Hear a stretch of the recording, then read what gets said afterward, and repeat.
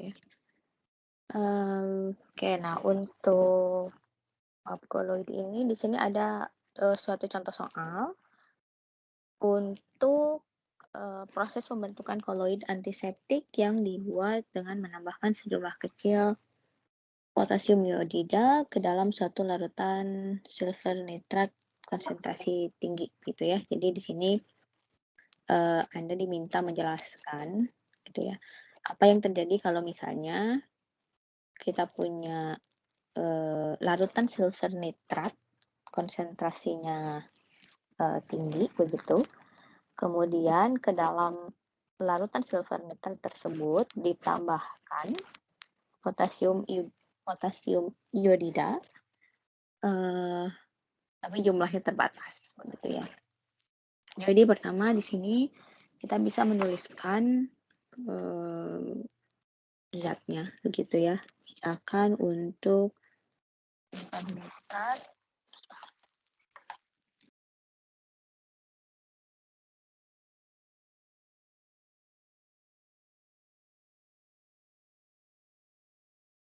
jadi misalkan di sini kita punya KI ya. Iya. KI. Nah, KI sendiri itu di dalam air itu larut atau tidak?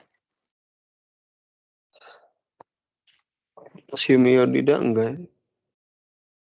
Potasium iodida. Larut Kak? Kalau iodida ioda lah larut. Kalau potasium iodida larut juga, Bro. Kan ini tuh garam yang salah satu kationnya itu dari grup 1 ya, dari golongan 1. Nah, kebanyakan kalau misalnya garamnya itu adalah kationnya dari grup 1, golongan 1, dari alkali, itu kebanyakan larut. Kenapa? Karena dibanding kation-kation yang lain, ukuran dari golongan 1, kation golongan 1 gitu ya, dalam satu periode yang sama misalnya, itu kan cenderung besar. Jadi kalau misalkan dia ukurannya besar itu kan sebetulnya tarikan terhadap anion juga tidak terlalu besar dibandingkan misalnya dengan logam transisi misalnya yang lebih kecil ukurannya. Jadi rata-ratanya kalau kita punya garam yang kationnya itu dari golongan 1 dari alkali itu larut gitu ya. Nah, artinya kalau misalnya kita punya larutan silver nitrat, kemudian ke dalam larutan silver nitrat itu dimasukkan KI gitu ya, KI ini akan larut begitu ya. Jadi di sini kita akan punya K+ ditambah I-. Nah, jadi di sini dituliskan fasenya aqueous untuk KI, K+ dan I-. KI dituliskan aqueous karena dia larut dalam air. Artinya aqueous itu tersolvasi ya, terhidrasi oleh air. Kemudian di sini dia akan menghasilkan ion K+ dan I- yang masing-masing juga tersolvasi dalam air. Nah, kemudian yang satunya lagi itu adalah silver nitrat. Silver nitrat itu larut dalam air tidak?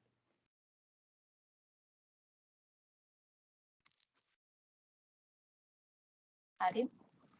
Silver nitrat? Iya. Atau Sri, silahkan Sri. Silver nitrat larut dalam air nggak?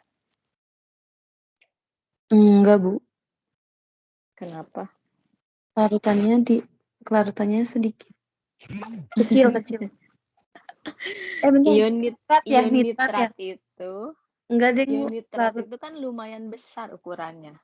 Dan Oh, dia iya. itu muatannya cuma -1, artinya densitas muatan anioniknya itu kecil sekali.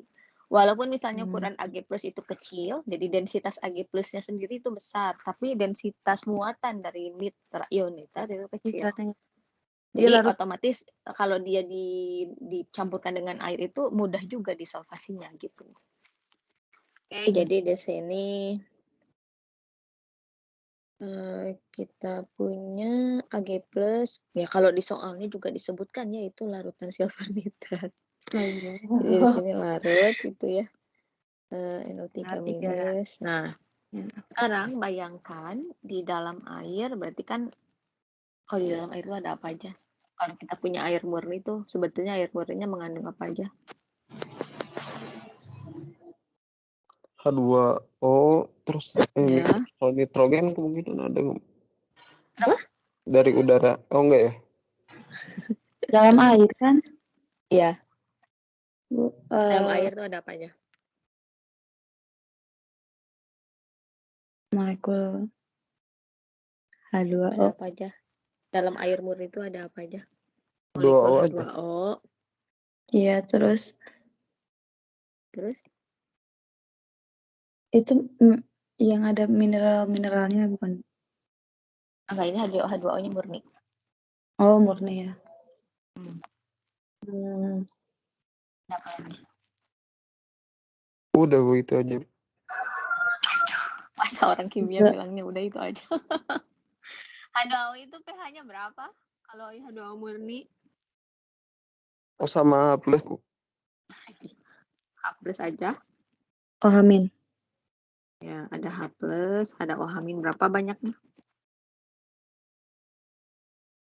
Banyaknya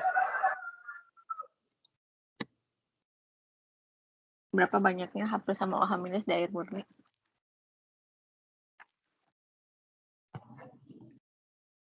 pH-nya berapa air murni? Ya. Di 25 Ya. derajat Celcius. Di bawah 7 di bawah 7. Sekitar 6,9-an nggak sih, Bu? pH air murni pada 25 derajat Celcius berapa?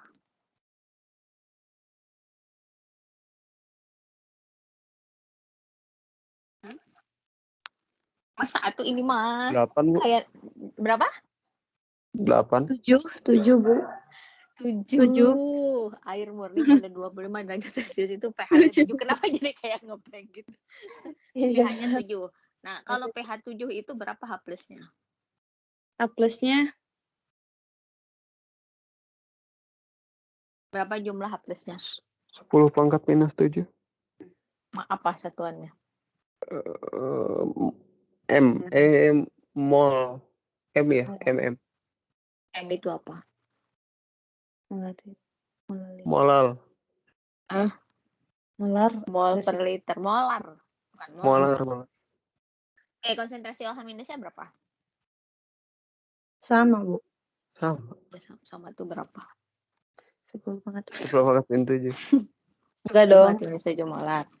Iyalah, kan kalau dia netral itu H plus sama OH- harus sama. Sama, Bu. Iya. Ya, jadi 10 pangkat minus 7 molar. Itu kalau suhunya 25 derajat Celcius. Kalau suhunya naik, Kalau suhunya naik, Sama Bu. kalau suhunya misalnya 50 derajat Celcius, berapa pH netral air? Sama atau beda?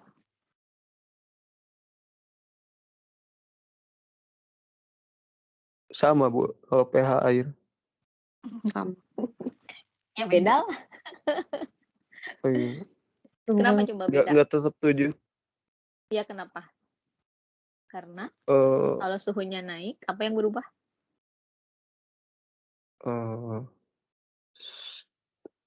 Ininya apa? Interaksi antar molekul. Iya, jadi molekulnya bergerak lebih cepat. Tapi jadi efeknya apa? H plusnya jadi lebih banyak atau lebih sedikit atau gimana? Ya H plus lebih banyak, OH- juga lebih banyak. Oke, jadi pH netralnya kalau di suhu 50 derajat berarti lebih kecil atau lebih besar?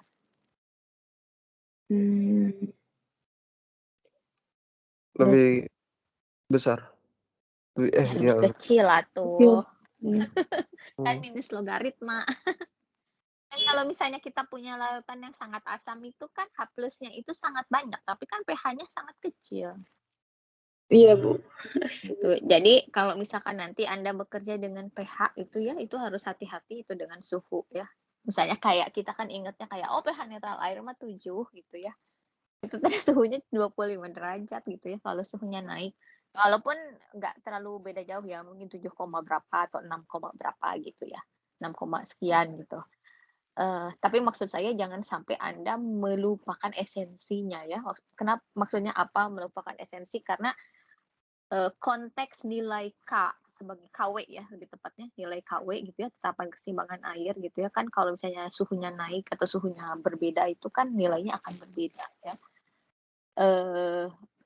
masalah misalnya perbedaannya besar atau kecil, atau misalnya jadinya pH netralnya, berubahnya banyak atau tidak, itu akan sangat bergantung pada aplikasi, ya. Apakah misalnya aplikasinya itu sangat sensitif terhadap pH atau tidak, gitu ya. Jadi jangan sampai Anda lupa bahwa pH 7 untuk pH netral air itu berlakunya di suhu 25 derajat Celcius. Jadi kalau misalnya suhunya beda, itu beda pH netralnya. Nah, tinggal nanti seberapa besar sih efek perbedaan itu terhadap ya aplikasi yang kita lakukan gitu. Tapi jangan sampai Anda misalnya kayak lupa atau misalnya kayak apa ya, kayak termakan propaganda atau apa gitu ya, dengan misalnya misinformasi.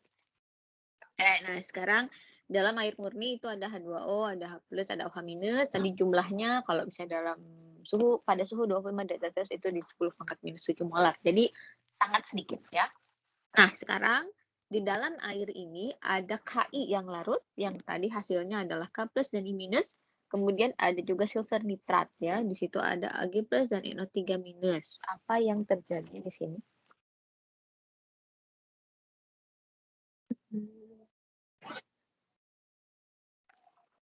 Kan berarti di sini tuh di dalam air itu ada ya ada komponen dari air, ada H2O, H+, OH-, tapi ada juga komponen dari Ki, jadi ada K+ sama I-, sama komponen dari silver nitrat ada Ag+ sama NO3-. Apa yang terjadi kira-kira dengan adanya si ion-ion tadi ini? Ada interaksi antar ionnya, Bu. Jadi K-nya interaksi sama OH-. KOH itu basa kuat, basa lemah. Basa kuat. Basa kuat. Kalau basa kuat itu ionisasinya berapa persen? 100. Ionisasinya Kurang sempurna, Bu. Ya, kalau sempurna itu artinya dia dalam air itu bentuknya apa? Bentuknya ion-ion. Ya, K+ sama OH- kan? Oh iya. Iya. Jadi dia nggak ngaruh. Jadi apa coba yang terjadi? Yang Ada terjadi reaksi itu yang terjadi nggak? ada Apa? antara Ki dengan AgNO3. Nanti reaksinya akan menghasilkan endapan berupa Agi. Jadi yang bereaksi apa sebenarnya? Oh, yang terbentuk endapan Agi itu. Kalau K+ Iya. dengan NO3- itu bereaksi nggak? Bereaksi. Menghasilkan apa? Apa sih indikasi bereaksi itu apa sih?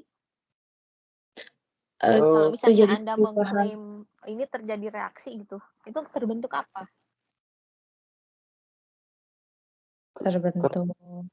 Biasanya terbentuk perubahan warna, terus udah gitu biasanya terbentuk endapan. Kalau misalnya ini nggak ada warna yang berubah misalnya tidak ada signifikan warna hijau misalnya atau apa gitu ya, apa salah satu indikasi atau dari kalau Anda menuliskan persamaan reaksi gitu, Anda tahu kalau ini terjadi reaksi itu kalau apa? Kalau Misalnya terdapat kayak kalium nitrat, potasium nitrat itu terjadi reaksi nggak kalau K+ ditambah NO3- menjadi kalium nitrat?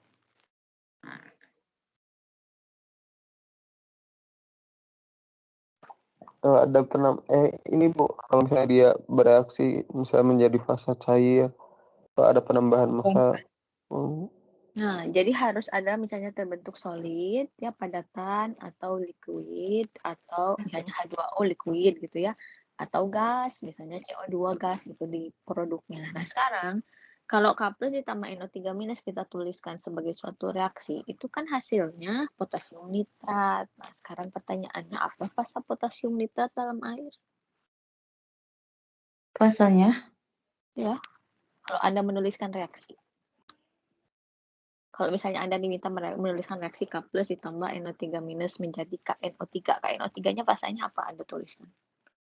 Aqueous, Bu. Kenapa? Karena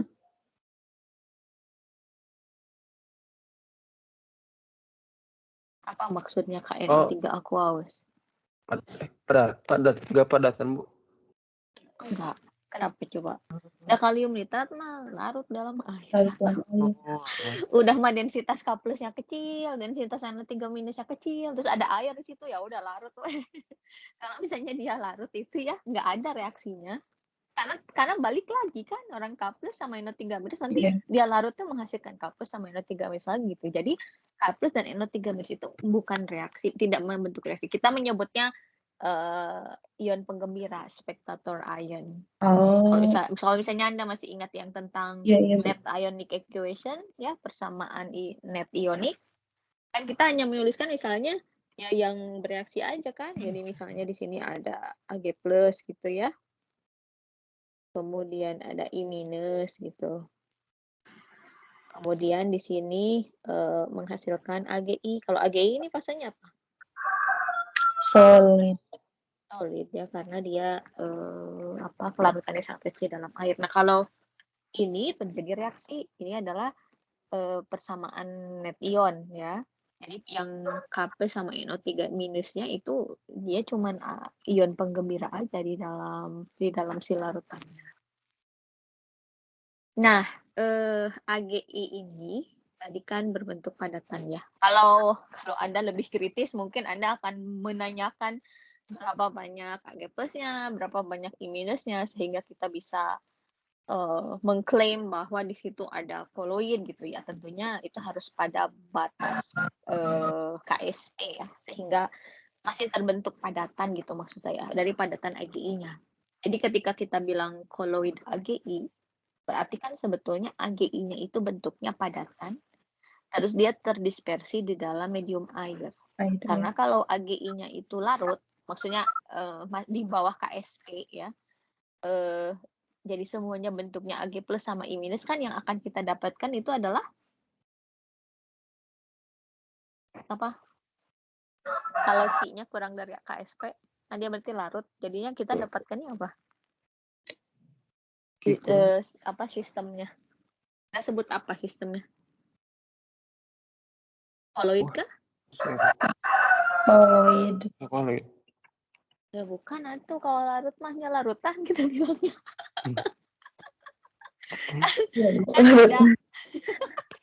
Kan ada sistem larutan, ada koloid, ada suspensi.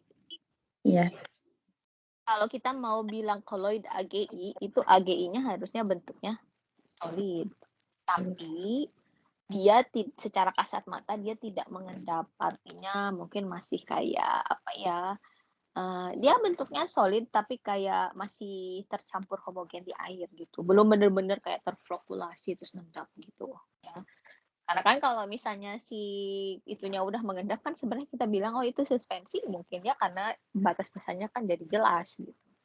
Jadi Anda juga harus bisa membedakan larutan, koloid, sama suspensi. Misalnya salah satunya dari ukuran gitu ya. Kalau koloid itu kan misalnya dari 1 sampai 1000 nano gitu ya. Sebetulnya ada juga yang bilang kayak 1 sampai 500 nano aja misalnya sebagai koloid. Nah, itu sebetulnya balik lagi ke sifat ya kalau menurut saya. Maksudnya sifat itu apa? Kita ingat kembali sifat koloid itu misalnya satu dia misalnya menghamburkan cahaya ya yang efek tindal misalnya. Kemudian dia cenderung terdispersi di dalam medium pendispersinya. Artinya batas fasanya itu tidak terlalu jelas. Beda dengan misalnya kayak suspensi gitu. Kemudian apa istilahnya? Tentunya kita tahu bahwa koloid itu sebetulnya tidak stabil secara termodinamika ya. Jadi kayak kalau kita biarkan lama-lama itu dia akan mengendap. Cuman tiap sistem koloid itu berbeda. Ada yang mengendapnya cepat, ada yang mengendapnya itu lama banget. Dan itu bisa berkaitan dengan ukuran, karena misalnya kalau ukurannya besar kan akan lebih mudah terfokulasi karena pengaruh ini ya gravitasi juga gitu ya. Tapi ada juga yang enggak, makanya ada misalnya yang mengkategorikan 1 sampai 500 nano itu koloid, ada juga yang sampai 1 sampai 1000 nanometer itu koloid. Nah, itu sebetulnya Andanya sendiri itu harus punya alasan kenapa Anda mengkategorikan ini tuh masih koloid gitu sistemnya gitu ya. Maksudnya hal-hal seperti itu yang menurut saya Anda harus memahami kayak esensi kenapa kita menyebut suatu sistem itu koloid atau bukan koloid ya, terlepas dari tadi misalnya ada buku yang mengkategorikan ukurannya agak beda gitu batasnya ya. Itu untuk ukuran. Nah, di sini kasusnya itu adalah ada larutan silver nitrat dengan konsentrasi tinggi. Jadi jumlah Ag plusnya banyak, jumlah nitratnya banyak. Kemudian ke dalam larutan silver nitrat itu dimasukkan potasium iodida gitu ya, sampai batas. Mungkin ya mengandung sampai pokoknya terbentuk kayak padatan lah gitu ya. Karena kan kita pengen dapat koloid ya.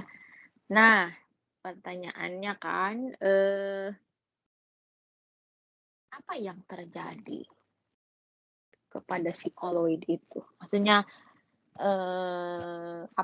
coba kalau nah, yang harus menjawabnya Anda juga. Apa yang kelintas sama di pikiran Anda gitu kalau misalnya kasusnya seperti ini? Jadi di sini kita punya KI dengan jumlah terbatas. Jadi saya tuliskan misalkan di sini K plusnya itu konsentrasinya rendah, kemudian I minusnya juga konsentrasinya rendah, kemudian di sini ada Ag plus konsentrasinya tinggi, kemudian NO3 minus konsentrasinya tinggi. Anda tadi sudah tahu bahwa akan terjadi reaksi antara Ag plus dan I minus menghasilkan AgI. Nah, ketika AgI itu sudah terbentuk, apa yang akan terjadi? Coba sih. Kalau AgI terbentuk, jadi kan dia berupa endapan ya, Bu? Enggak, dia enggak ngendap. Kalau berupa endapan kita nyebutnya suspensi. Ini Oh, masih iya. bentuknya koloid. Nah, Ya, dia terdispersi aja. Bentuknya padatan, tapi terdispersi dalam medium air. Ya. Tapi maksud saya kayak apa yang terjadi secara makroskopik? Misalnya muatannya, apa muatan koloid? Muatan koloid itu Ada muatan positif, ada muatan negatif gak sih, Bu? Karena ya koloid itu bisa tidak bermuatan, bisa bermuatan negatif, bisa bermuatan positif. Nah, sekarang dengan kondisi seperti ini, Anda meramalkannya gimana muatan koloidnya? Meramalkannya lebih banyak muatan ini NO3 minus iya. Muatan apa minusnya dari AgNO3? Koloidnya apa sih? Kalau itu banyak ini Yang terdispersinya apa? AgI, Bu. AgI. Medium pendispersinya? Air. Oke, nah sekarang kalau misalnya saya menggambarkan skematik koloidnya apa?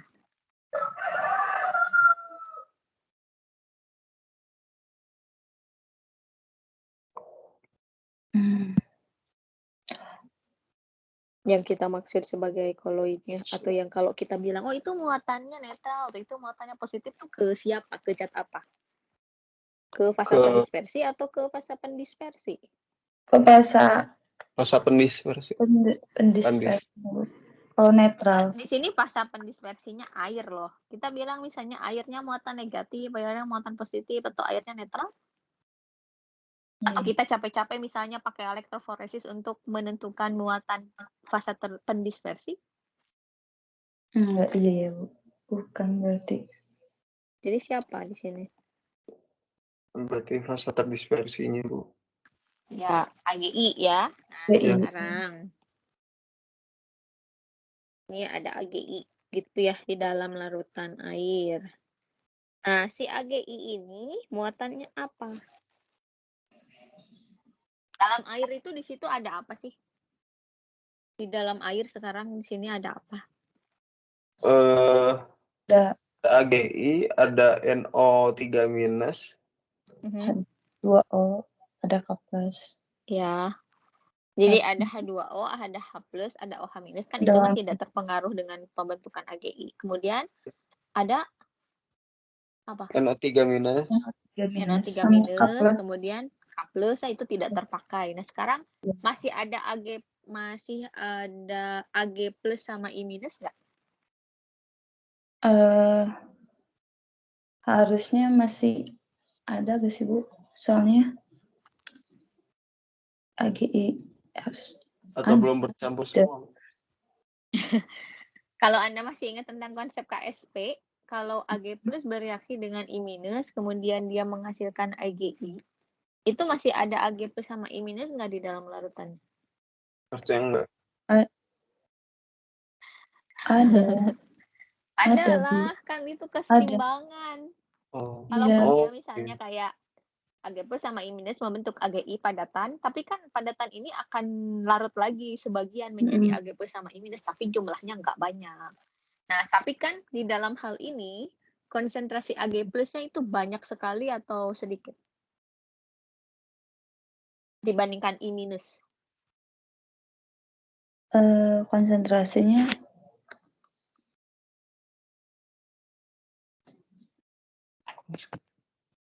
Si Ag+ Ag+ sih. dibandingkan dengan I-, sama atau Lebih banyak sekali sedikit. atau lebih sedikit? Lebih banyak Ag plusnya. Nah, lebih banyak karena kan di sini di soalnya dikasih tahu bahwa Ag larutan plusnya silver nitratnya konsentrasinya tinggi. Jadi ini akan jauh lebih banyak gitu. Nah, jadi di sini Ag+ itu jauh lebih banyak dari I-. Nah, sekarang kita balik lagi ke AgI ya, koloidnya. Si AgI ini ada kemungkinan mengadsorpsi ion lain nggak dalam larutan? Dari larutan. Kan di dalam larutannya itu ada K+, ya, yang K+-nya itu sedikit, ya, tapi tidak terpakai reaksi juga. Kemudian I-nya itu lebih sedikit lagi karena sudah dipakai sebagian untuk AgI, gitu ya, pembentukan AgI. Kemudian ada Ag+ banyak, ada NO3- banyak. Kira-kira ada kecenderungan AgI ini mengadsorpsi ion dari larutan?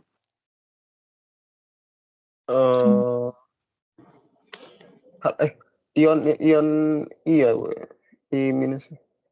Ada sih, Yang Bu. mana? Yang kemungkinan akan diadsorpsi oleh AgI itu ion apa aja yang mungkin diadsorpsi? Oke.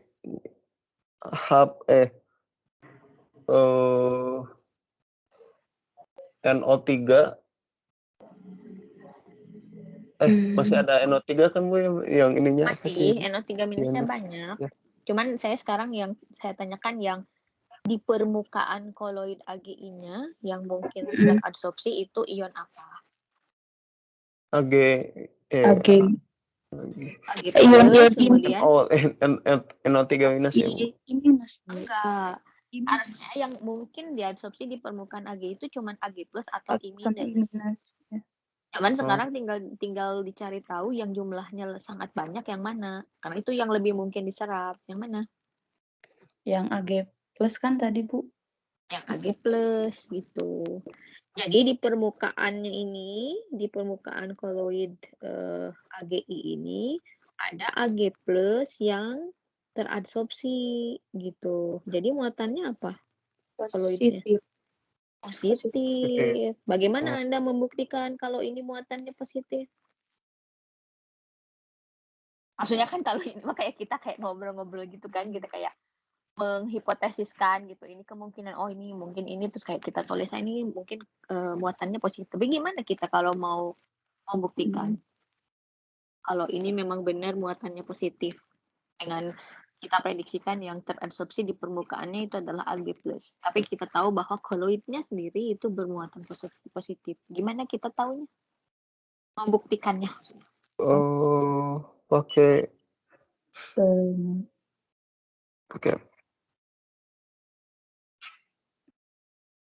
dengan ininya, Bu, kan jumlah Ag-nya lebih banyak. Jadi ya, tapi kan itu kan kita kayak hanya menjelaskan aja. Kalau sebagai saintis kan kita harus memberikan pembuktian. Kalau pembuktian itu harus dikarakterisasi. Harus melibatkan alat karakterisasi gitu. Nggak cuman kayak kita berusaha untuk menjelaskan, tapi kita harus membuktikan. Tapi apa yang bisa kita gunakan? Itu, Bu, menghitung potensialnya. Ya, potensial apa misalnya? Potensi. Kalau kita ingin tahu muatannya, pakai apa? Pakai metode apa?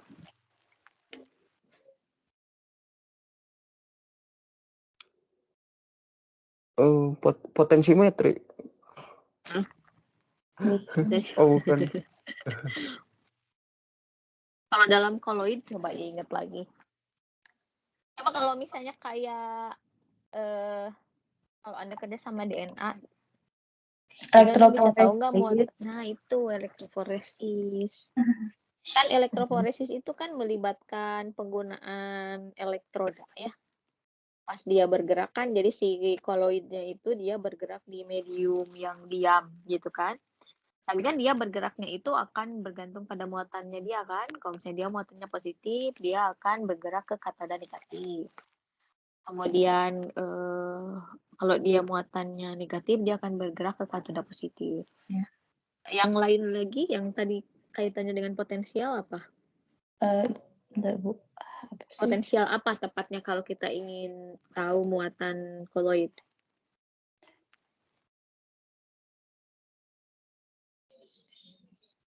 Potensial Apa?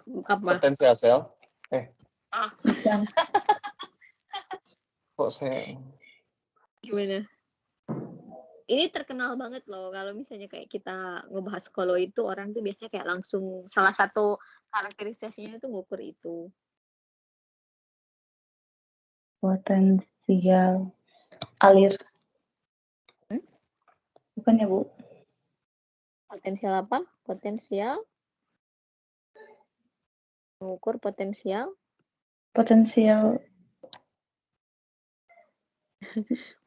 zeta. Ya. Oh, oke.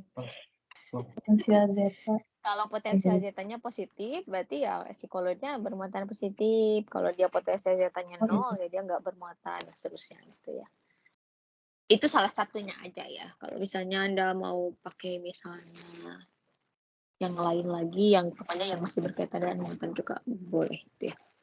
Ini ya, jadi yang terjadi ketika tadi kita menambahkan sejumlah KI ke dalam suatu larutan silver nitrat itu adalah akan terbentuk koloid AgI bermuatan positif gitu ya.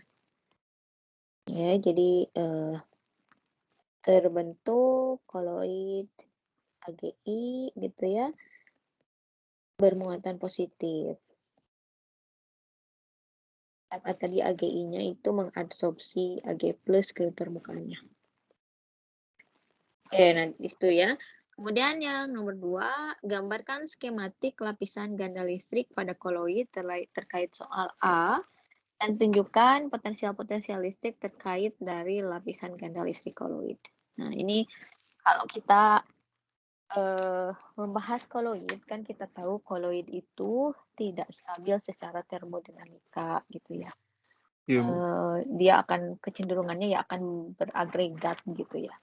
Nah, salah satu yang bisa menstabilkan koloid gitu, salah satunya ini ya, kalau misalnya koloidnya itu bermuatan. Ya, tentunya ada kayak metode lain juga ya untuk menstabilkan koloid, cuma ini salah satunya aja. Kalau misalnya si koloidnya itu bermuatan, itu koloidnya sendiri itu akan memiliki lapisan ganda listrik atau electric double layer gitu ya. Dan karena adanya muatan listrik ini, jadi akan ada tolakan ya antar partikel koloidnya sehingga dia cenderung lebih stabil, tidak membentuk aglomerasi, tidak mengendap gitu ya. Nah, tapi di sini Anda diminta menggambarkan skematiknya gitu. Apa istilahnya?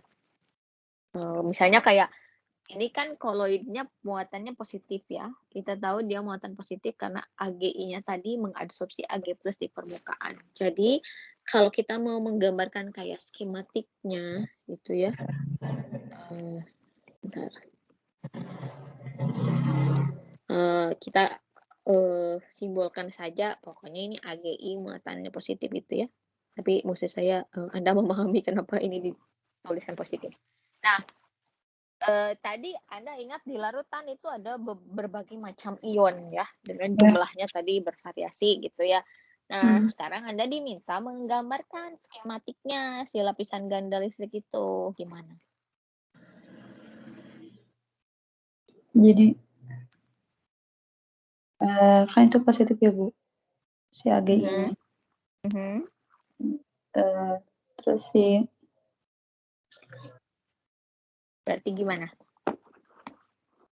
Kalau dia koloidnya bermuatan positif ya, karena tadi dia mengadsorpsi Ag+ di dalam larutan, maka dia akan bagaimana di dalam larutan tersebut? Mengikat ini muatan yang ion yang bermuatan negatif.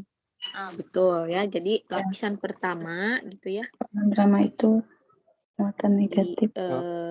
Bisa digambarkan. Sebentar.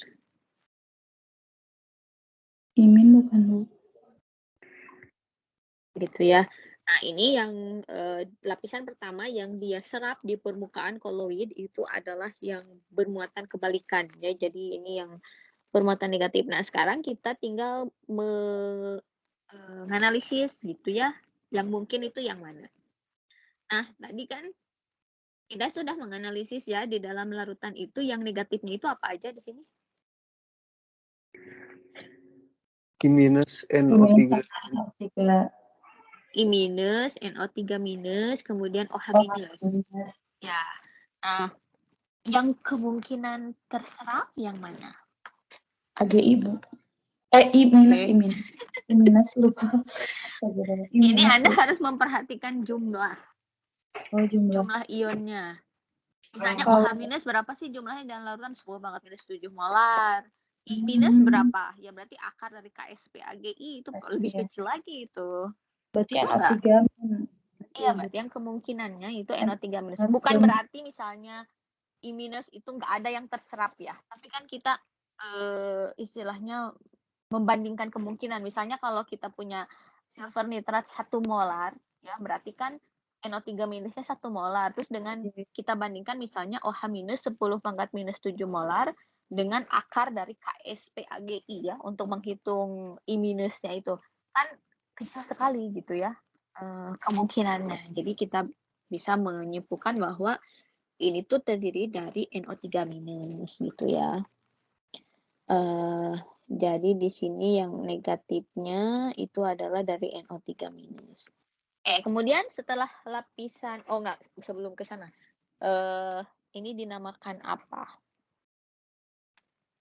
Lapisan apa ini dinamakan apa? Bukan itu yang hijau, yang warna hijau itu dinamakan apa? Lapisan ganda bukan sih, Bu? Ya bukan tuh. Bukan. Bukan. Oh, lapisan ganda di luar lagi berarti. Ini kan ini yang merah ini permukaan koloidnya kan. Permukaan koloidnya itu bermuatan positif karena tadi mengadsorpsi Ag+. Nah, sekarang yang warna hijau itu disebut yang bone layer itu. belum, ini masih spesifik ini namanya. Iya. Apa masih ingat nggak? Bentar, Bu. Gandalis, bukan gandalis. Bukan. Ini kita belum mendefinisikan double layer yang mana atau berapa itu belum. Kita masih menamai lapisannya. Disebut lapisan apa atau bidang apa? Bidang geser. Bentar, Bu. Ini lupa lagi. Lapisannya apa? Kalau lapisan itu berarti sama ionnya ya, si lapisan nitrat itu. Lapisan ini apa? Ion negatif. Iya, tapi ada namanya. Benar. Bukan diffuse region, Bu. Bukan ya? Ini tuh namanya yang hijaunya itu bidang Stern. Masih ingat nggak? Iya, Bu, baru ingat. Lapisannya sendiri itu berarti yang ini ya. Kayak yang hijaunya. Jadi yang ion-ion shalalanya itu itu disebut sebagai lapisan Stern gitu. Maksudnya berarti nggak cuma permukaannya aja yang kita bilang, tapi memang si ion nitrat itu satu lapisan itu kita bilang lapisan Stern. Kalau kita bilang bidang Stern itu artinya yang batasnya, yang warna hijaunya itu, gitu ya. Nah, kemudian setelah tadi kan ion nitrat. Nah, di luar ion nitrat itu apa yang teradsorpsi?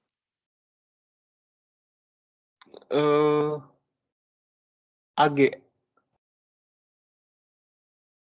Ag saja? Iya. Di luar ion nitrat kan Ag-nya Iya, aja, Bu. ya permukaan yang atau apapun yang ada di ion nitrat itu apa yang di sini? Misalnya Kalau saya tandai yang di sini gitu ya. Ini Ag ion apa? sama ion O3 Ion positif atau negatif atau campuran? campuran, Bu. Campuran ya. Jadi di sini tuh sudah Oh. positif ada gitu ya. Kemudian negatif ada. Jadi ini udah betul-betul campuran. Jadi ini sebetulnya mirip kayak fasa ruah ya. Jadi di fasa ruah kan segala macam ada tuh. Gitu. Jadi ini udah semuanya. Nah, yang saya gambarkan sebagai yang warna biru itu disebut apa? Baru itu one Yang layer, warna Bu. biru. Pisan kan? Bukan. Baru Disebut bidang apa? Bidang. Oh, lupa namanya, Bu. Bentar. Bidang apa ini? Yang permukaan ya, berarti saya gambarnya yang warna birunya aja.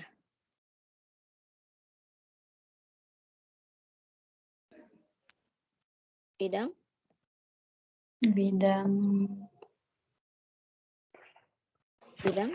gerak ya. Ini kan sleeping plane ya kan? Maksudnya sleeping plane itu atau bidang gerak itu adalah kalau kita bilang koloid itu bergerak di dalam medium air, maka dia bergeraknya itu sampai yang warna biru itu. Satu entitas sampai batas warna biru. Gitu.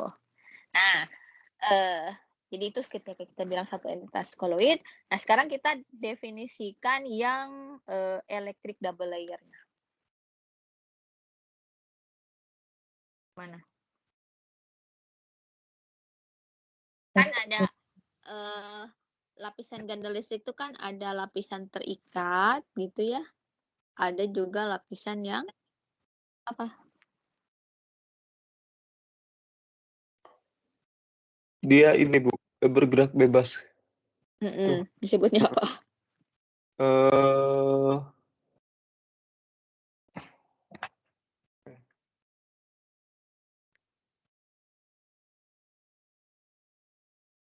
Jadi ada satu itu bound layer, lapisan terikat. Yang satu lagi Diffuse region. layer. Layer. Ya boleh diffuse region boleh. Gitu ya. Nah, sekarang mana yang dimaksud dengan bound layer dan mana yang dimaksud dengan diffuse layer? Bound layer tuh dia yang layer yang ini, Bu, yang apa? Bidang yang apa muatan ionnya tuh sama.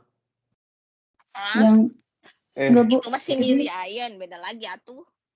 Lapisan ionnya yang terikat pada Iya, permukaan yang koloid. Bidang Berarti lapisan mana? lapisan yang warna hijau itu, Bu. Iya, apa itu? Lapisan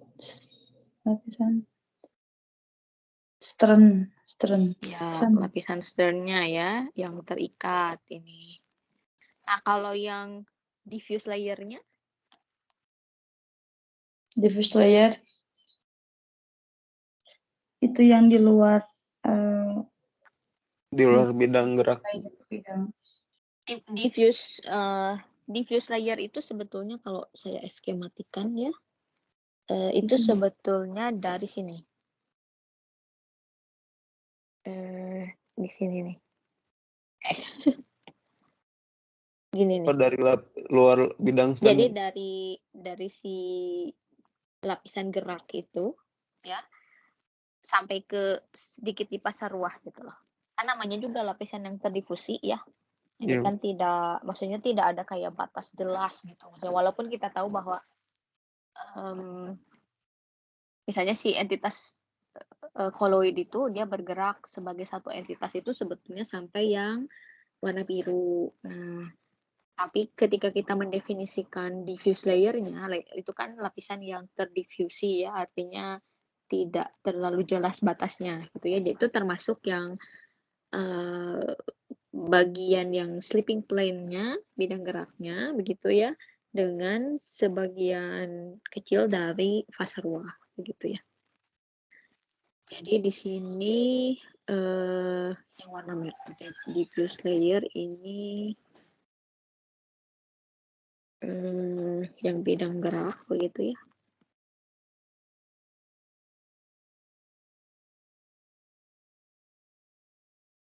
Plus sebagian pasarwah. Oke. Nah, sekarang kalau misalkan kita namai potensialnya. Gimana? Potensial. Ya, kan ada nama-namanya ini. Ya.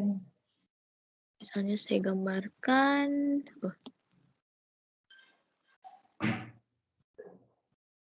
misalnya di sini digambarkan, kemudian sini gitu ya.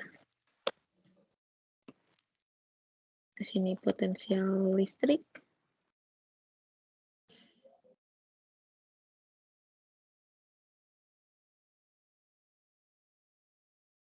Listrik. Kemudian di sini itu jarak dari permukaan gitu ya. Oke, gimana? Semakin jauh semakin ini turun potensial. Iya betul. Tapi kan namanya apa? Misalnya, misalnya yang pertama tuh di sini. Ya, ini kayak skematik aja. Ini namanya apa? Yang di sini. Ketika jarak dari permukaannya 0. Potensial listrik pada permukaan. Ya, potensial permukaan namanya ya. Permukaan. Potensial permukaan. Nah, terus misalnya setelahnya saya gambarkan mungkin di sini. Ini saya ngarang aja. Namanya apa itu? Potensial apa? Potensial bond layernya. Tapi Stern, potensial Stern. Potensial Stern. Kemudian selanjutnya misalnya saya gambarkan di sinilah. Ini potensial apa? Potensial zeta-nya. Potensial zeta, betul sekali. Jadi, bentar ya, kayaknya ini nggak terlalu bagus tapi misalnya saya buat kurvanya kayak gini. Anggap aja lah ya bagus gitu. Tapi maksud saya Anda harus bisa apa istilahnya menandai gitu ya, mana yang mana gitu. Jadi misalkan yang awal itu tadi seperti dibilang sama Stri itu adalah potensial permukaan. Ya, ini potensialnya paling tinggi. Kenapa?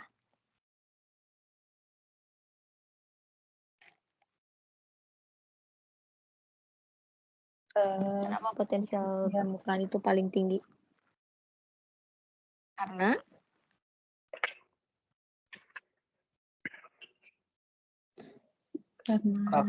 dia yang paling kuat menarik ini muatan. Iya, kenapa? Berarti kan di sini ya. Karena apa? Karena perbedaan muatannya paling besar kan itu kan? Koloid bermuatan positif mengikat ion bermuatan negatif. Jadi perbedaan muatannya itu besar, ya kan potensialnya besar, paling besar. Nah, sekarang kita berpindah ke potensial Stern ya. Potensial Stern itu yang tadi warna hijau itu ya. Jadi misalkan di sini anggap aja lah gitu ya. Nah, itu adalah potensial Stern-nya. Jadi bisa Anda lihat itu adalah batas beda potensial antara bidang Stern dengan bidang gerak. Begitu ya. Kenapa nilainya jauh lebih rendah? Karena kan sekarang perbedaan potensialnya juga nggak banyak. Maksudnya nggak banyak kayak gimana? Kan jumlah NO3- yang terabsorpsi di permukaan AgI yang bermuatan positif itu sebetulnya tidak banyak. Ya sebetulnya relatif sih ya, tapi maksud saya kalau kita hitung-hitung gitu ya. Jadi kalau misalnya kita mau mengklaim beda potensialnya banyak itu enggak. Karena apa? Karena di bidang gerak itu kan sudah ada positif negatif. Ionnya itu sudah lebih kayak variatif. Artinya kalau kita mau menghitung beda muatan itu tidak lagi terlalu besar. gitu. Beda ketika antara permukaan dengan bidang Stern. Kalau itu kan misalnya purely muatan positif dari koloid, kemudian bidang Stern-nya itu negatif gitu. Jadi ya pasti besar banget perbedaan muatannya kan. Sedangkan kalau kita maju ke yang warna hijau, batas hijau itu adalah batas antara ion-ion negatif dengan ion negatif positif. Jadi sekarang perbedaan muatannya tidak terlalu besar karena kan mau kita bilang misalnya ada perbedaan negatif dan positif, tapi di situ ada muatan negatif juga gitu. Jadi sekarang perbedaannya tidak terlalu besar, makanya turun gitu ya nilai potensialnya. Jadi ini adalah potensial Stern. Nah, kemudian yang ketiga itu adalah potensial zeta ya. Jadi potensial zeta itu merupakan potensial yang dihitung ya, yang merupakan beda potensial antara entitas koloid sampai bidang gerak dengan pasar ruah gitu ya. Kenapa kira-kira orang bisa menggunakan nilai potensial zeta itu lantas sebagai salah satu indikasi kemuatan koloid? Misalnya kalau kita punya potensial zeta positif, terus kita bilang, oh ini koloidnya muatannya positif. Gimana? Nggak apa istilahnya, menjustifikasinya.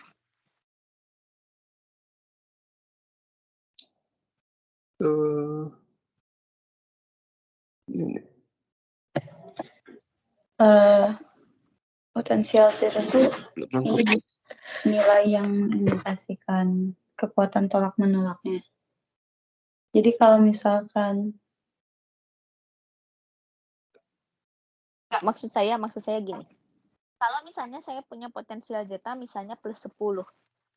Kan itu juga saya bisa bilang bahwa muatan koloidnya itu positif karena potensialnya positif, potensial zetanya.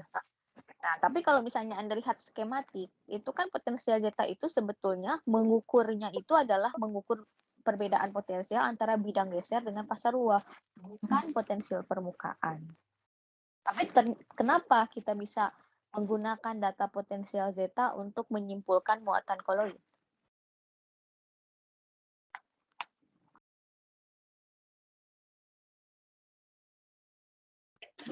karena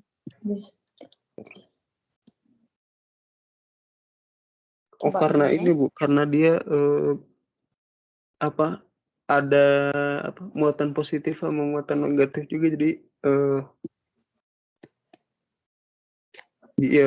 dipakai buat itu jadi patokan nilai potensial. Jadi Jadi gini, kalau kita melihat skematik dari koloid, itu kan pertama kita punya koloid AGI bermuatan positif, ya. Kemudian itu kan buletan besar, ya, sebagai skematik dari satu koloidnya. Kemudian di situ kita menggambarkan ada bidang Stern di situ yang sebagai lapisan terikat itu dari muatan negatif. Kemudian dari muatan negatif itu langsung sebetulnya ke diffuse layer ya kan, tapi di situ ada batas bidang geser. Jadi kalau misalkan bisa Anda bayangkan kita punya entitas positif yang besar dari AGI, kemudian ada ion negatif yang nempel di permukaannya, kemudian setelah ion negatif nempel itu ada pasar ruah sebetulnya, tapi bagian dari pasar ruah itu ada yang bergerak dengan koloid yang kita batasi dengan bidang geser yang warna biru. Artinya kalau kita bisa tahu perbedaan potensial pada bidang geser tersebut, kita bisa tahu muatan koloid karena apa? Karena muatan koloidnya lebih dominan dibandingkan ion-ion yang terabsorpsi di permukaannya. Nah, tentunya di sini Anda juga bisa berargumen bahwa kalau bidang Stern-nya sangat besar, jadi bidang Stern itu yang warna hijau itu, misalnya yang negatifnya itu terserapnya sangat banyak, itu bisa saja si AGI yang tadinya bermuatan positif itu menjadi bermuatan 0, tidak lagi bermuatan. Artinya apa? Artinya si bidang Stern-nya itu menetralisir koloidnya. Itu bisa saja terjadi. Nah, pada saat itu terjadi, potensial zetanya 0. Gitu ya. Jadi maksud saya tuh kayak ketika Anda tahu makna potensial zeta, kemudian Anda tahu kayak indikasi dari potensial zeta gitu ya, kita tetap harus kayak open mind gitu ya. Kita open mind dalam artian bahwa muatan koloid itu bisa dimodifikasi gitu ya, dengan cara apa? Dengan cara menambahkan zat lain yang dapat teradsorpsi pada permukaan koloid awal. Begitu. Misalnya ya tadi, kita punya AGI. Terus ketika di AGI itu ada Ag plus berlebih, maka si Ag plus ini teradsorpsi di permukaan AGI. Jadi kita bilang, oh AGI-nya sekarang bermuatan positif. Kemudian misalnya, kalau kita tambahkan suatu anion yang sangat banyak, yang dia bisa kayak teradsorpsi di permukaan Ag plus gitu ya, dan dia kayak bisa betul-betul menetralisis Ag plusnya, kita nanti dapatnya bisa 0 itu.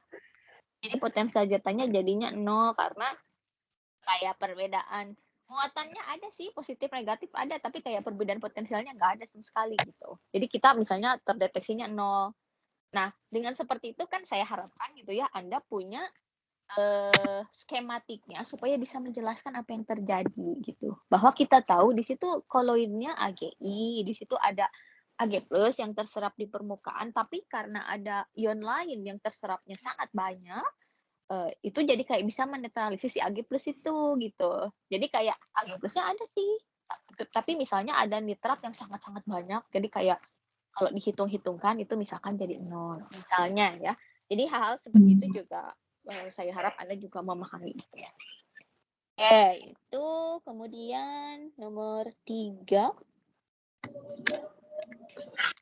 Adanya lapisan ganda listrik merupakan salah satu penyebab non-labilitas kinetik pada koloid. Silahkan jelaskan apa yang Anda masih ingat tentang konsep tersebut.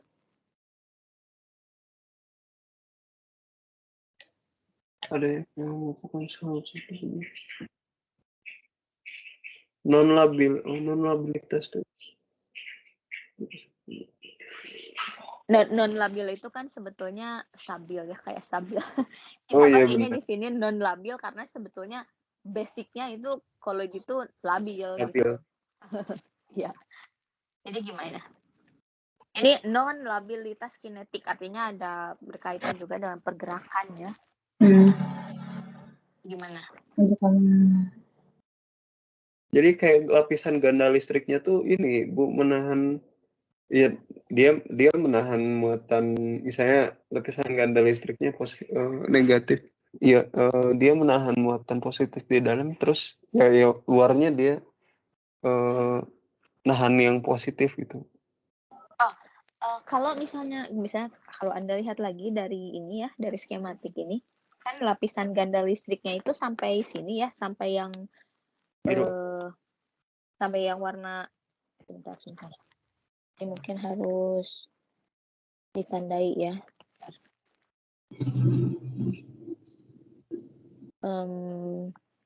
Jadi di sini ini kan bond layer. Kemudian di sini ini yang diffuse-nya. Nah, ketika kita bilang lapisan ganda listrik itu kan bond layer sama diffuse layer kan. Ya. Nah, kalau misalkan Anda lihat gitu ya, dia kan bergerak. Sebetulnya kalau kita ingin betul-betul kayak mengambil batas yang kita anggap sebagai satu entitas koloid itu sebetulnya yang sampai yang warna biru aja. Yang warna biru yang kayak bidang gesernya.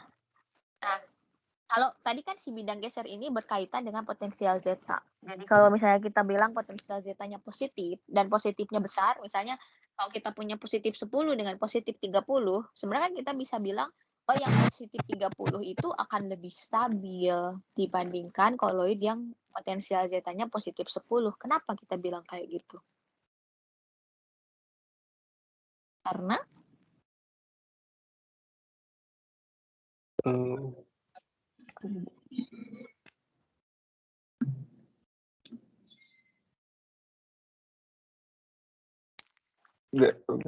belum paham Bu. karena kalau misalnya Kalau potensial zetanya itu tinggi sekali, itu kan artinya muatan dari koloidnya itu sangat-sangat dominan, betul nggak? Oh iya, Iya dia kan? Kalau kita bilang misalnya AGI-nya muatan positif, terus misalnya positifnya positif 30 gitu misalnya. Berarti kan dia sangat-sangat bermuatan positif. Apa yang terjadi kalau kita punya partikel yang sangat-sangat bermuatan positif?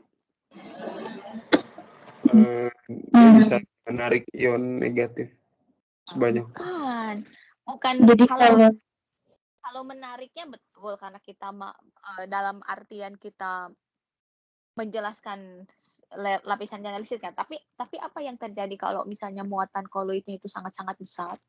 Artinya jadinya nanti si koloidnya tuh bakalan cenderung bermuatan positif tuh. Iya. Tapi maksudnya apa konsekuensinya kalau suatu koloid itu bermuatan positif sangat besar dibandingkan dengan tetangganya? Dia bukan koloid gak, Bu? Koloid. Suspensi. Kalau ada dua muatan koloid bermuatan positif sangat besar berdekatan, apa yang terjadi? Ada ini menjauh graf partikelnya. Ya, ya. Kenapa? Maksudnya kenapa? Kan? Misalnya positif ketemu positif ngapain sih? Tolak menolak, Bu. Nah itu tolak menolak, itu kan penting sekali itu. Iya. Jadi kenapa sih kita harus kayak pusing-pusing memahami lapisan ganda listrik itu sebetulnya untuk memahami bahwa si koloid itu bisa bermuatan. Terus kalau dia bermuatan itu dia geraknya itu nggak cuman koloidnya aja, tapi dia punya juga lapisan yang lain nempel sama dia. Ada lapisan Stern, ada juga bidang geser gitu loh maksudnya. Kenapa kita bilang itu double layer gitu ya. Sebenarnya kalau kita ingin lebih spesifik itu kan double layernya itu dalam hal gerakan gitu ya si lapisan Stern sama bidang geser itu kan. Si data potensial zeta juga itu kan dapatnya itu dari bidang gesernya itu. Nah, cuman untuk beberapa koloid itu sebetulnya untuk mendefinisikan batas bidang geser itu bisa agak rancu, terutama kalau yang menempel di sini ya. Ini. Yang menempel di sini nih di daerah warna biru ya, di daerah warna biru atau di daerah warna hijau itu bukan pure ion. Jadi misalnya kayak ada material lain yang kayak bentuknya molekul tapi molekulnya bermuatan gitu. Jadi misalnya dia punya ekor kayak surfaktan misalnya. Dia punya ekor tapi dia misalnya punya kepala bermuatan kan sebenarnya dia bisa terabsorpsi juga di permukaan. Tapi kan kalau kita mau kayak menarik batas jelasnya itu dia geraknya di mana itu sebetulnya kan agak rancu juga kan. Maksudnya kayak tidak bisa kayak eksak. Tapi di sini kan yang diambil yang dasarnya lah ya. Kalau misalnya tadi masalah material yang terabsorpsinya yang mana ya Anda harus bisa mengembangkan itu gitu ya. Jadi tadi di sini kuncinya itu ada pada tolak menolak ya. Jadi akan terjadi tolak menolak gitu. Karena kalau misalkan koloidnya itu tidak bermuatan, kemudian lapisan ganda listriknya juga jadi tidak lagi bermanfaat dalam artian ya, karena sekarang kan potensial zetanya juga 0. Kalau potensial zeta 0 itu maksudnya adalah si koloidnya sih ada bermuatan di permukaannya, tapi overall-nya kalau kita hitungkan misalkan potensial di batas bidang geser dengan pasar ruah itu nggak ada potensialnya itu 0 aja.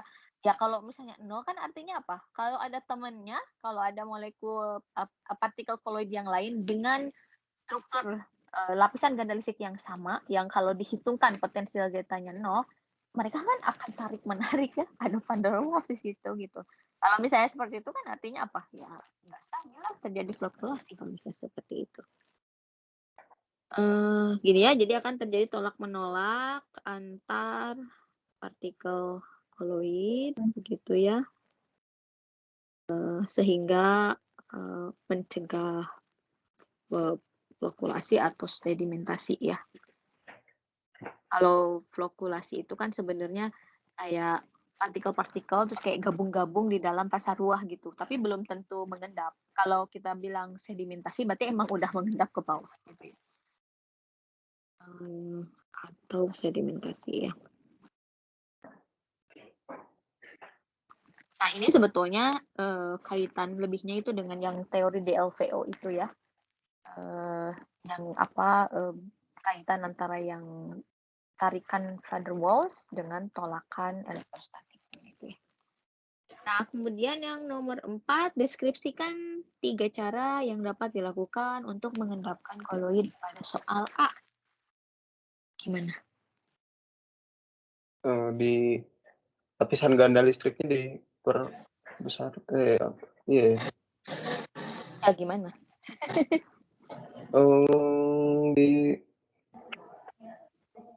Ditambah konsentrasi apa ya?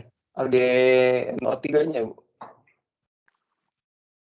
Kalau kita menambah AgNO3 itu, yang ditambah itu Ag plus dan juga NO3 minus. Iya. Oh, berarti kan Ag plusnya itu kan teradsorpsi di permukaan koloidnya kan? Iya. Jadi kalau misalnya kita menambah AgNO3 ya Ag plusnya terserap ke koloid, artinya dia akan bermuatan positifnya kemungkinan lebih besar. Gimana? Yang harus Anda ingat tuh pertama sifat dari AgI-nya tadi. AgI-nya bermuatan apa? Bermuatan positif. Ag-nya bermuatan positif. Positifnya dari mana? Dari ion Ag plus. Dari Ag plus yang teradsorpsi di permukaan gitu ya. Nah, Anda bisa bayangkan si partikel koloid ini layaknya seperti ion aja. Maksudnya kayak bermuatan gitu ya. Dia muatannya adalah positif. Nah, apa yang bisa kita lakukan untuk mendestabilkan koloid? Artinya mendestabilkan itu dia harus bisa flokulasi. Jadi flokulasi itu kayak deketan sama teman-temannya, membuat partikel koloid yang lebih besar dari semula, di mana kalau dia ukurannya semakin besar itu akan mengendap karena pengaruh gravitasi. Gitu. Nah, apa yang bisa dilakukan?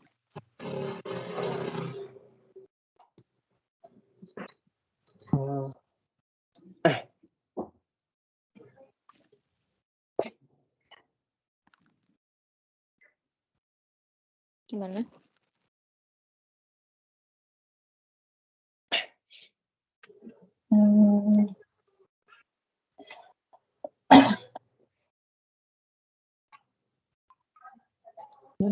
Tadi kan koloidnya bermuatan positif. Yeah. Kalau tadi dikaitkan dengan teori DLVO, kalau kita ingin koloidnya itu tidak stabil harus gimana?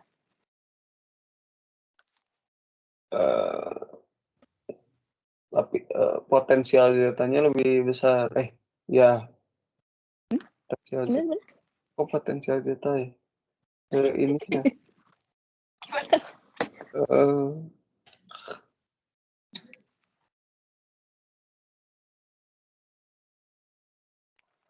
Gimana?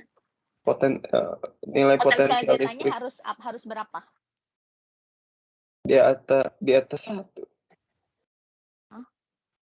Potensial Z-nya kalau bisa 0, kalau nggak bisa kan dia kan ini AgI-nya itu bermuatan positif, artinya potensial Z-nya itu positif loh.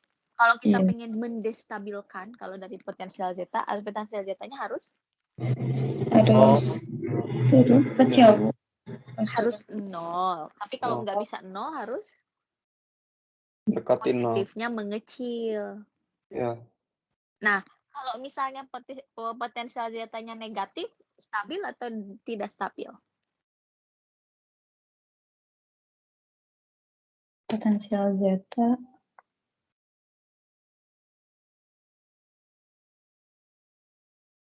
gimana? Tidak stabil, Bu. Apa? Apa maknanya kalau potensial Z negatif?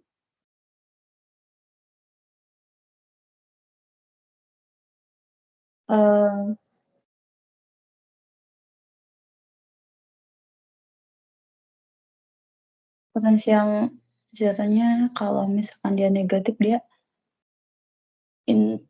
interaksinya cenderung tolak menolak, Bu. Ya, kalau tolak menolak itu stabil atau tidak? Enggak stabil. menolak Otaknya itu kan stabil. Bedanya apa? Oh, Bedanya sekarang koloidnya bermuatan negatif. negatif. oh. Wah, Jadi sebetulnya kalau misalnya yang paling ideal untuk mendestabilkan koloid kalau dilihat dari potensial zeta itu adalah potensial zetanya 0. Jadi kita menambahkan ion misalnya ya atau partikel bermuatan yang berlawanan dengan koloid. Jadi misalnya kalau koloidnya positif, jadi kita nambahin ion negatif gitu ya. Yang dia itu bisa menetralkan muatan positifnya dari si koloid. Tapi bisa saja ada kejadiannya gini, kita nambahin ion negatif sangat banyak sampai sehingga apa istilahnya ya, sekarang itu kayak lapisan yang nempelnya kalau misalnya saya gambarkan kayak gini. Kalau misalnya saya gambarkan kayak gini. Sebentar. Kayak gini. Gitu. Terus misalnya kayak ini tuh ditambahin ion negatif gitu ya, nempel di permukaan si AgI-nya itu tadi. Terus pas dicek potensial zetanya itu misalnya jadi negatif 10. Artinya apa? Ya artinya sekarang kita punya koloid tapi muatannya negatif. Kalau pertanyaannya stabil atau nggak stabil, ya stabil lah. Orangnya pasti tolak menolak. Jadi di sini kalau dilihat dari potensial zeta ya Anda menambahkan ion negatif sampai potensial zetanya itu 0 gitu ya. Sampai kayak koloidnya tuh netonya, muatan netonya itu 0. Artinya karena kalau muatan netonya 0 itu sebetulnya seperti molekul netral saja, walaupun di situ ada ionik, gitu ya. Apalagi? Jadi satu itu menambahkan senyawa anionik ya, boleh ion, boleh molekul ionik, tapi bermuatan negatif, begitu ya. Sedemikian sehingga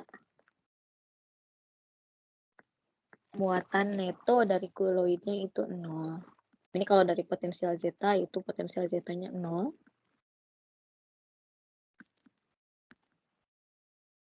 Oke, apalagi? Kalau kita punya suatu partikel bermuatan itu akan dipengaruhi apa? Bayangkan kita punya koloid ya. Si koloid ini berupa partikel AgI yang di permukaannya itu bermuatan positif, kemudian dia bergerak di dalam medium air. Sekarang kita pengen mendestabilkan si AgI ini. Artinya apa? Artinya berarti kita ingin supaya si AgI-nya itu tidak lagi bergerak di dalam air. Gitu. Gimana caranya? Menggunakan apa?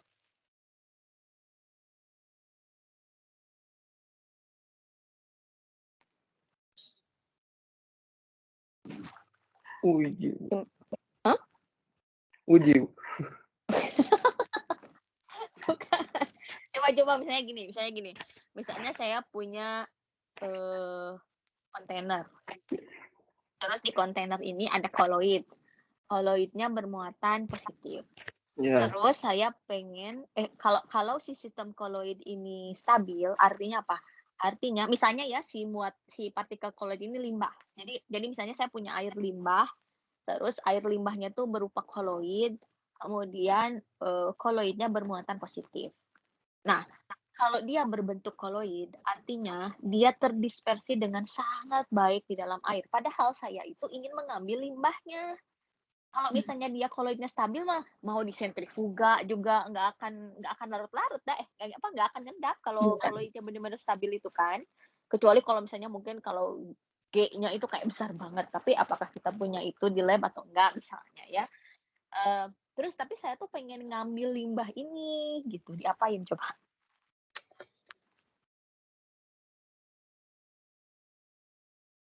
Kan kita inginnya si koloid ini berarti tidak lagi terdispersi di dalam air. Ya, gimana caranya? Diuapkan. Diuapkan? Karena ya bisa sih kalau mungkin oke lah. Sebenarnya itu nggak salah sih. Oke, menguapkan air. Cuman metode lain aja gitu. Maksudnya ya itu juga nggak salah sih. Tapi sekarang pertanyaan saya, gimana menguapkan air? Penambahan suhu dipanaskan. Gimana? Dipanaskan terus? Kalau di lab itu pakai apa? Ya, gimana? Kalau di lab itu pakai apa kalau kita mau menguapkan air? Oh, oke. Kalau kita mau menguapkan pelarut di lab pakai apa? Penangas ini air. Bukan, kita pakainya rotary evaporator. Oh, Tapi kalau pelarutnya air itu sebenarnya kita sebaiknya nggak pakai rotary evaporator. Kenapa? dia malah nanti nggak jadi koloid bercampur. Ya nggak apa-apa, nggak jadi koloid kan kita pengen mendestabilkan koloid. Gimana sih? Kan kita emang tujuannya itu mendestabilkan koloid, jadi kita mengambil pelarutnya ya benar, maksudnya itu nggak salah, makanya saya tuliskan menguapkan air. Cuma saya sekarang nanya gimana cara menguapkan air yang paling efektif kalau misalnya kita pendekatannya adalah mengambil medium pendispersi. Ya nggak apa-apa, itu mungkin aja, tinggal nanti kayak kasus realnya itu mungkin dilakukan atau enggak. Kalau nggak rotary evaporator pakai oven, di oven bisa atau enggak? Coba apa sih keuntungan rotary evaporator dengan kalau kita memanaskan biasa di atas penangas air?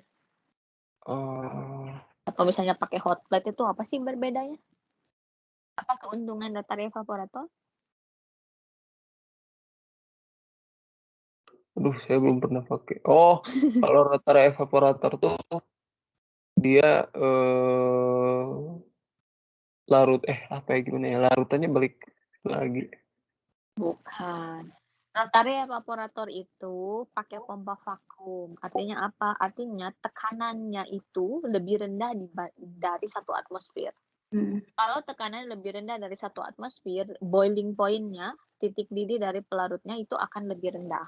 Jadi misalnya kalau sebelumnya di 1 atmosfer boiling point air itu 100, nah kalau kita pakai rotary evaporator mungkin di suhu 60 derajat atau 50 derajat itu sudah menguap airnya. Gitu. Itu prinsip dasar rotary evaporator. Nah, tapi sebetulnya kalau kita punya air itu tidak preferable. Kenapa? Karena walaupun kita bisa menurunkan tekanan dari sistem rotary evaporatornya sehingga air itu menguap di suhu yang lebih rendah, itu tuh lama banget, itu kayak bisa seharian loh. Jadi kalau misalnya kayak kita punya 1 liter air gitu ya, mau di rotary evaporator lama banget itu. Terus kayak dia tuh bisa mengembun di mana-mana. Jadi sebenarnya ada metode lain yang lebih preferable, tahu nggak?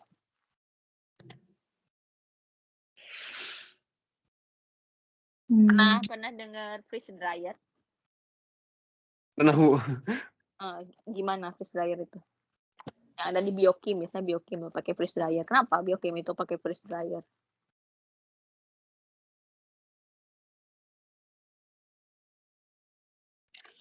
Supaya apa ya? Dia tuh Jadi freeze dryer itu memanfaatkan diagram fasa air. Jadi kalau misalkan saya gambarkan ya, kalau Anda masih ingat gitu ya. Misalnya kayak gini gitu ya. Kemudian ini solid, liquid, dan gas. Nah, kalau kita bergerak di daerah rotary evaporator, yang kita ambil itu area liquid gas. Jadi kita punya air liquid dipanaskan dan dijadikan gas dengan cara menurunkan tekanan. Nah, kalau freeze dryer itu mengambil areanya itu di area di sini, solid gas. Solid gas. Ya, jadi tekanannya itu sangat rendah, tapi yang dia ubah itu adalah dari air berbentuk padatan langsung menjadi gas gitu. Jadi si airnya, kalau Anda punya sampel mau di freeze dryer, itu airnya harus beku. Jadi misalnya dimasukkan ke freezer atau dimasukkan ke liquid nitrogen sampelnya. Sampel yang ada di kemasan ya, di kontainer. Nanti kan dia beku tuh airnya, terus dimasukkan ke freeze dryer. Nah, karena freeze dryer itu tekanannya sangat rendah, makanya harganya mahal sekali. nanti itu si airnya itu dari padatan akan berubah menjadi gas gitu loh. Jadi nanti ya Anda akan dapat misalkan padatan KGI gitu karena airnya udah hilang gitu ya. Itu bisa, tapi ya sebenarnya tergantung kasus. Tapi sebenarnya itu bukan kayak kalau kita kayak lagi ngebahas koloid sebenarnya. Walaupun itu nggak salah juga. Kemungkinan lain untuk mendestabilkan koloid. Ya, balik lagi ke sifat koloidnya, ini koloidnya bermuatan loh. Partikel bermuatan itu akan sensitif terhadap apa?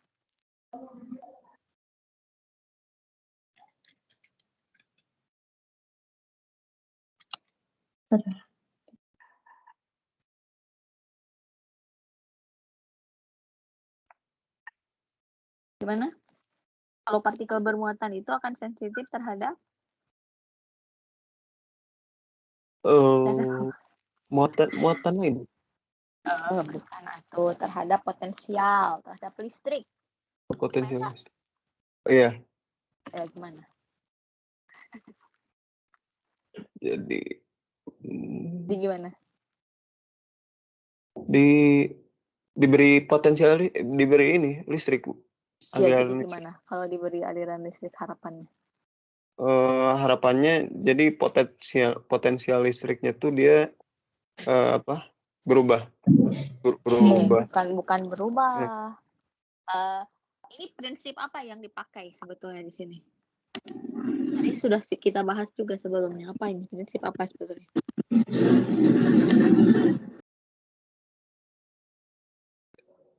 Gimana memberikan potensial listrik? Prinsipnya yang ini, yang tadi apa?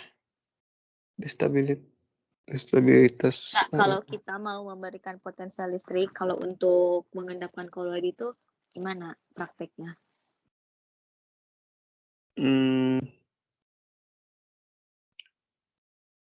Larutan diberi apa? Elektroda. Ya, kita menyelupkan elektroda gitu ya. Nanti kan ada dua kan, ada elektroda negatif, ada elektroda positif. Terus harapannya gimana? Harapannya ion-ion, misalnya ion positif kayak Ag+ itu ke ini apa? Dia menempel ke elektroda negatifnya.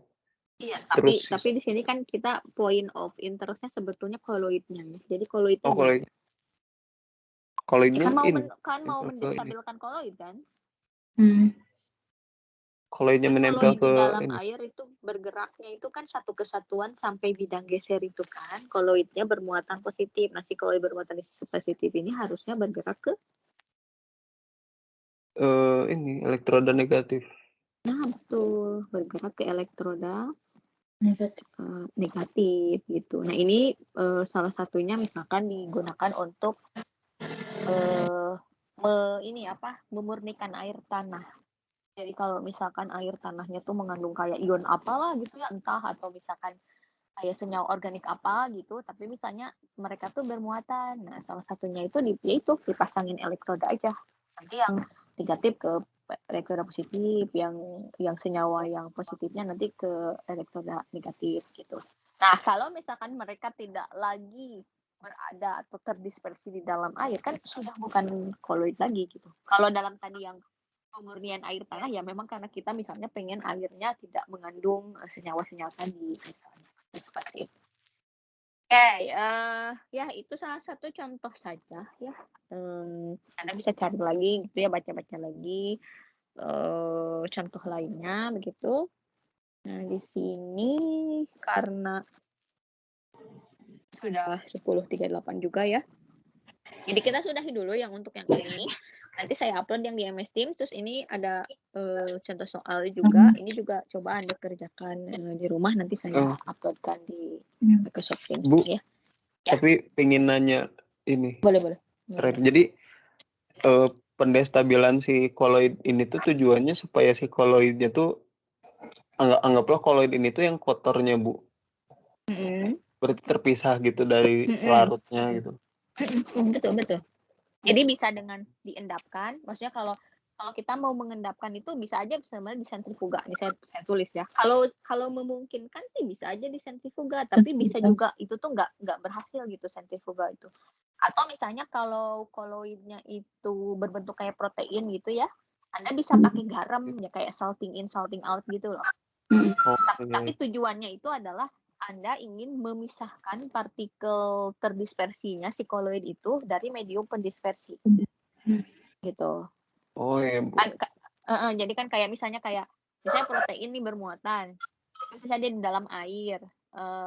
Kalau misalnya kita ingin mendestabilkan itu kan kita bisa kayak nambahin garam gitu kan. Nah, nanti kan air itu lebih suka berinteraksi dengan garam, terus nanti si proteinnya berinteraksi dengan antar protein yang lain. Nanti kan terjadi flokulasi tuh. Jadi kayak protein satu nempel dengan protein yang lain, terus kayak ukurannya masih besar, sampai nanti tuh terpengaruh gaya gravitasi, jadi dia ngendap gitu. Kayak gitu sih. Jadi sebetulnya harapannya dengan Anda tahu kimia koloid itu, Anda bisa dua ya. Satu itu adalah menstabilkan sistem koloid, yang kedua itu mendestabilkan sistem koloid. Contohnya apa menstabilkan koloid? Misalnya kalau di industri cat itu kan di dalam campuran cat itu segala macam itu ada gitu ya.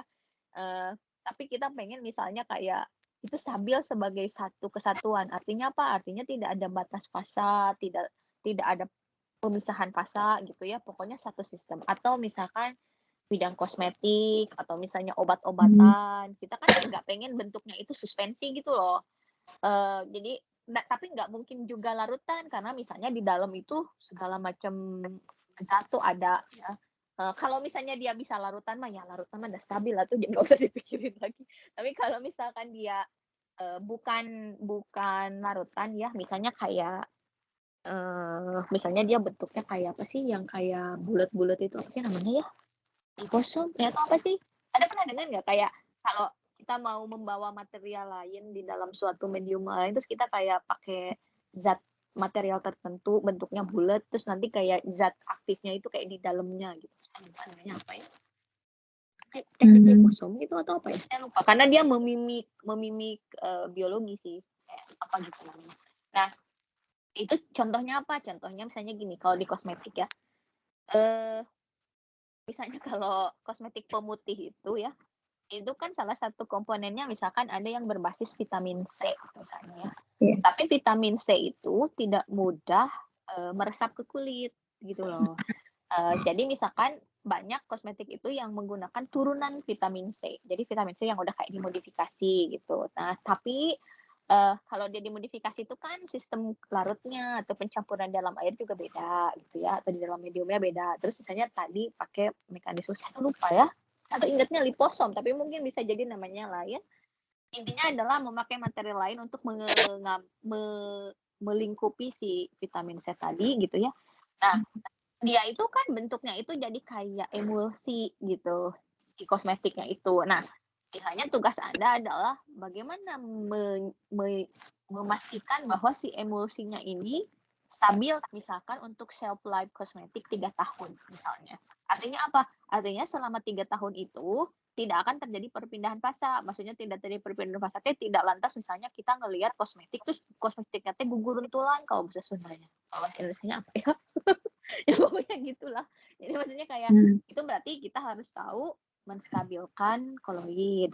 Tapi bisa juga dalam hal lain kita ingin mendestabilkan koloid. Misalnya kayak kalau di industri misalnya ya, kalau yang berkaitan dengan limbah terutama ya, bisa limbahnya memang dalam medium cair atau dalam medium udara. Maksudnya medium udara itu kayak misalnya kan kalau mesin nyala terus misalnya mungkin ada debu dan sebagainya gitu ya, terus nanti Anda harus memikirkan gimana mendestabilkan partikel debu misalnya. Kan ada juga yang kayak nanti corongnya itu dikoneksikan dengan misalnya elektroda gitu. Jadi misalnya si partikel-partikelnya nempel di elektroda. Jadi misalkan udara yang keluar yang dibuang itu sudah bersih misalnya. Atau yang berkaitan dengan limbah gitu ya. Kalau limbahnya bentuk koloid itu kan nggak bisa kayak misalnya diendapkan atau apa gitu. Terus misalnya ya udah dipakai misalkan seperti elektroforesis gitu ya. Jadi kita celupkan elektroda dan sebagainya. Jadi yang diharapkan itu ya Anda tidak hanya misalnya ingat babnya koloid terus bisa ngerjain soal ujian gitu ya, tapi betul-betul tahu kayak kalau misalkan nanti di luar itu seperti apa. Ada pertanyaan lagi? Udah Bu, aman. Udah, Bu. Kalau misalnya sudah, kita sudahi untuk pagi ini. Insya Allah kita tanyakan lagi besok. Nanti saya akan upload di Microsoft Teams untuk soal yang ini sama yang soal yang buat besok. Baik, terima kasih atas perhatiannya. Assalamualaikum warahmatullahi wabarakatuh. Waalaikumsalam warahmatullahi wabarakatuh. Terima kasih banyak Ibu. Sama-sama. Sehat-sehat terus Ibu. Oh iya, sama-sama. Semoga pada sehat juga. Maaf Bu, keluar. Oh, Koneksi jelek. oke, saya off ya.